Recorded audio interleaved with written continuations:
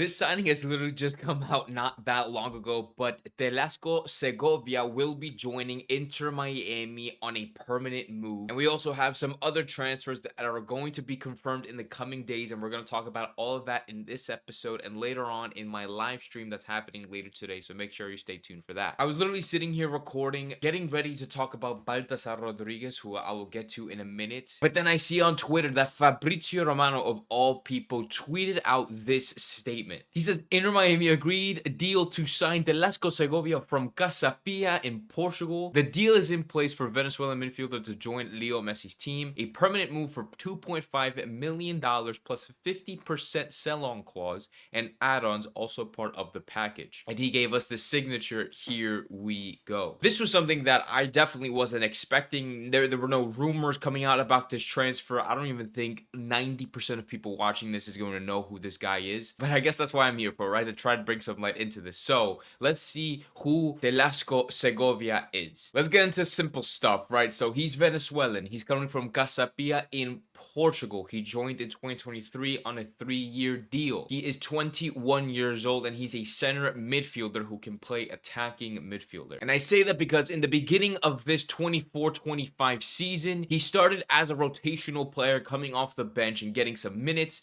He ended up playing 15 games in total, scoring 2 goals and got 3 yellow cards and just playing over 900 minutes. He actually scored his 2 goals recently in December against Braga and Estoril Praia, where he was actually getting a pretty decent amount of playing time within that period. Segovia also made his debut for the Venezuelan national team back in January of 2022. He actually did score for El Vino Tinto back in that 1-1 tie against Brazil for that World Cup qualifying game in November. Now, this may not be a player that we may know, or the majority of people may not know, but in Venezuela, this is a pretty promising player. And if you guys watch the Copa America this year, I think you would know why, especially with Venezuela, if you've been keeping up with them. We had players like Aramburu who broke into the senior team alongside with this kid, Telasco. Let's talk about Telasco's physical presence, his defensive capabilities, his passing, his offensive prowess, and just how he can fit into this Inter Miami team. So standing at 5'9", physically, he obviously doesn't look the strongest, nor does he look very threatening. But he uses his arms to effectively destabilize his marker and control second balls. And when he was playing for the U23s of Venezuela in the pre-Olympics, he was able to handle himself against other stronger defenders. What I think makes him more successful when it comes to his physicality is that he uses smarts over strength.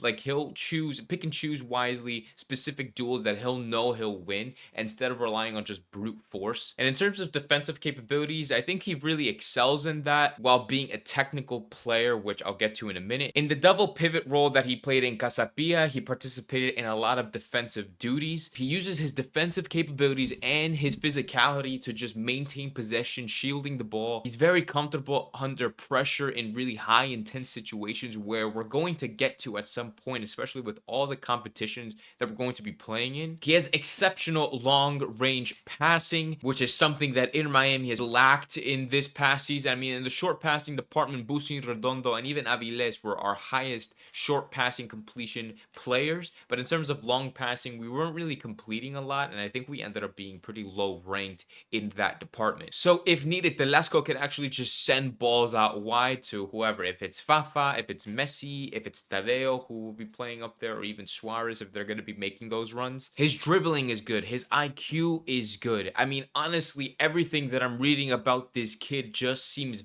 very good. And honestly, probably one of the most ideal signings that Inter Miami could really get. I mean, at the end of the day, Inter Miami secured the permanent move for $2.5 million, like I said. So it's honestly not like a whole ton of money. Yes, the sell-on clause is pretty high at 50%. So business-wise, I don't know. I'm not really a business guy. I just more look at on-field performances. I look at statistics. I look at the actual game itself. And Telasco seems like a really good signing for this team. Now, whether he starts or not, I'm not sure, because we do have Vusi, we have Redondo, we had Yannick Bright, who I thought was one of my favorite players last season. So they're definitely going to be be fighting for that CDM spot, and that's if he plays in that double pivot. I'm saying that his best position would be in that double pivot with Bushi, because Bushi, let's be honest, will most likely start 90% of those games, playing as like maybe a ball-winning midfielder or maybe another deep-lying playmaker, because that's what essentially Bushi is going to be playing, as like a deep line playmaker. Maybe even as an anchor, like probably merging within that defensive line. We'll just have to see how that tactic will develop. But long story short, this Telasco Segovia kid looks to be pretty nice, and hopefully he can find pretty good success here at Inter Miami. He is a permanent move. He is our player, so it's not like he's on loan, which I feel like is every player that we've been getting recently. But no, I'm really excited to see what this kid can do. I mean, hey, Fabrizio Romano confirmed it, so that's not every day that Fabrizio Romano talks about an Inter Miami player, you know, joining the club. So I think it's a pretty big deal. So for the second half of this video, I'm going to focus on one specific transfer, and then we'll probably trickle in some deals that could be confirmed within the coming days. And that deal is a swap deal. Facundo Farias out, Baltazar Rodriguez in. Don't think I've talked about this on the channel yet, so we're going to talk about it briefly. This is going back to Cesar Merlo, which I've mentioned in my last video. He is essentially pretty much confirming the fact that Facundo Farias is going to be leaving Inter Miami. Baltazar is going to be coming in from Racing in a swap deal. This is going to be a loan move for 1 season. Facundo Farias plays that striker slash like wing role. Baltazar also can play on the wing, but he is mainly a center mid or more of a cam. So let's briefly go over this deal, because it essentially hasn't been officially confirmed yet, but this is a pretty reliable journalist, like I said. So if he says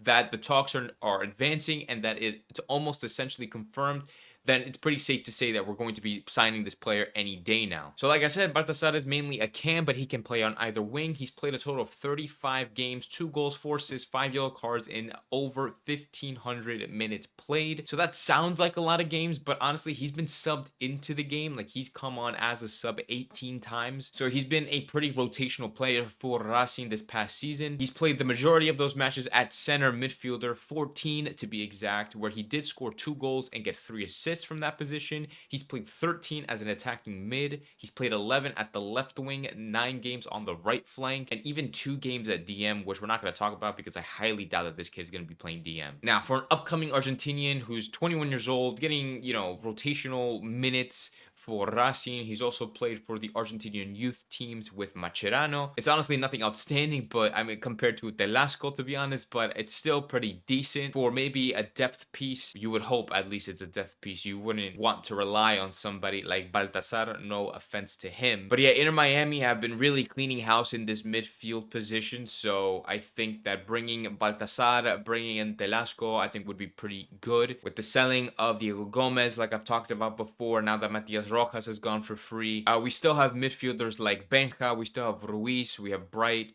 Bushi, and Redondo. So I think we have a pretty good amount, but honestly, having more is not going to hurt us in the slightest, especially with all the competitions that we have. And like I said, it's only a loan, so it's not like we're keeping Baltazar, at least for now. Let's talk about his play just a little bit. I mean, he gets pretty deep in the midfield, playing in that central midfield position. So he drops deep in order to get the ball and then progress forward, which is something that we're going to need, because honestly, statistically, I don't know how it looks. I don't know if it looks good on our end, but on the field, it looked like we were kind of struggling to make progressive passes forward if Messi or Bushi weren't on the field. Because Redondo, I think, would try to get some, but it just wasn't consistent enough to be pretty reliable. But I think if we can get multiple players that can make progressive passes up the pitch, then we'll just be more consistent when it comes down to that. But yeah, like I said, I'm not saying that this kid is the answer to our prayers. I'm not saying that he's going to be fantastic. I honestly don't know what to expect from him when it comes to playtime. But if he does get any rotational minutes, he could probably bring in that speed. He could probably get into the opposition's box pretty often, still with a lot of energy, which I think late game, if you were to be subbed on late game, would be a massive help to us. So we'll have to see what this Baltazar kid can bring to the table. I'm pretty excited about it because he plays in Racing. That's like my dad's favorite team. He watches them all the time. But yeah, we'll just have to see what these kids can bring to the table. Last little bit on these transfers. We have Lujan, who I've talked about in a previous video, as well as Tadeo Ashende, that should be joining the club any day now. I've made videos talking about them. I highly recommend you go check them out to learn a little bit more about them. But yeah, I've been waiting to kind of like make an episode confirming their, arrivals, and whether that's Fabrizio Romano is going to confirm it or the club themselves. So hopefully they do be confirmed at some point, because I think especially with Lujan, it's going to be good for our defensive positions. And also, there's another defender that's going to be joining us, or is rumored to join us, is Nuruwasho. I'm going to talk more about that in my live stream tonight as I'm recording this, so I highly recommend you check that out. The Heron's Haven podcast link will be in the description. That's going to be going live at 9 p.m. Please tune in. Feel free, join in the conversations. I would love to know what you guys think about Inter Miami, what kind of stuff you would like to know, what we're going to talk about, etc. But yeah, guys, thank you so much for watching this video. Leave a like and subscribe if you're new. I'll see you guys in the live stream tonight, 9 p.m. Eastern time. Have a good one.